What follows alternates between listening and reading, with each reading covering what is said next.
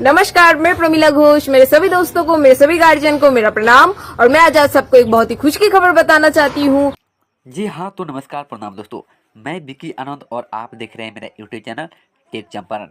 खेसारी लाल यादव और शिल्पी राज जी का बहुत ही अच्छा सॉन्ग लड़कियों का रोग ना पालो एक कल ही के डेट में यानी 24 तारीख को रिलीज किया जाएगा।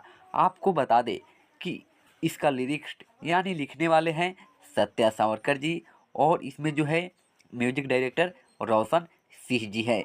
यानी पानी पानी और रोमांटिक राजा की सफलता के बाद जो है ये सॉन्ग जारी हो चुका है। इसका पोस्टर जो है आप देख ही चुके हैं।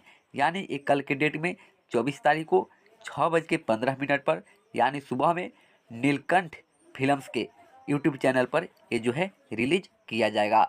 तो इस वीडियो को ज़्यादा से ज़्यादा शेयर करके अपने दोस्तों तक पहुंचा दें, और ये वीडियो कैसा लगा कमेंट बॉक्स में ज़रूर बताएं, और इसे ज़्यादा से ज़्यादा शेयर करके लाइक करके और मेरा जो है हौसला आप ज़रूर बढ़ाएं।